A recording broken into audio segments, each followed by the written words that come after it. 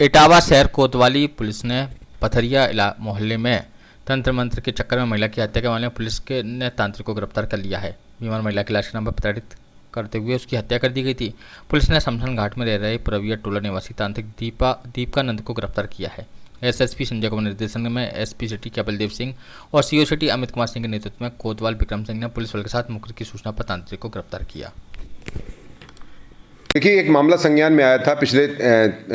3 दिनों से ये प्रकरण चल रहा था और उसमें जो है पुलिस के संज्ञान में कल शाम को या कल देर रात में ये मामला संज्ञान में आया, जिसके आधार पर ये सूचना मिली कि जो है मृतका एक महिला है, जो कि उसके पिता ने सक्सेना जी ने एप्लीकेशन दिया कि जो है मेरी बेटी की मृत्यु हो गई है और इसमें जो है कहीं न कहीं से तांत्रिक, कथित रूप से तांत्रिक का ने कुछ अपनी तंत्र विद्या या उसका दुरुपयोग करते हुए अंधविश्वास का जो एक उद्दाम रूप होता है वो दिखाई दिया है कि वो व्यक्ति जो है जिसकी शादी हो गई थी एक महिला की 5-6 साल पहले फतेहपुर जनपद में, और वो इन्हीं कुछ बीमारियों के आरोप से मैं ससुराल से यहाँ मायके में रह रही थी पिछले 4 साल से जो है, और यहीं पर उसकी कुछ बीमारियाँ थीं तथा जैसा कि कथित रूप से बताया था भूत प्रेत की बाधा है। उसी क्रम में जो है उसके घरवाले चुपके से जो है एक दीपानंद गिरी बाबा को दिखा रहे थे, जो कि जो है एक तांत्रिक के रूप में उसका इलाज करने का दावा कर रहे थे। लेकिन वास्तविकता ये थी कि अंधविश्वास का इस कदर रूप था कि उसे डंडे से मारते थे महिला को,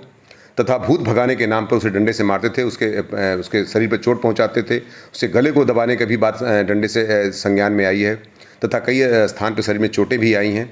जिसके कारण से उनकी जो है परसों उसकी मृत्यु हो गई थी महिला की। लेकिन उसने बोला था कि यह व्यक्ति जो है,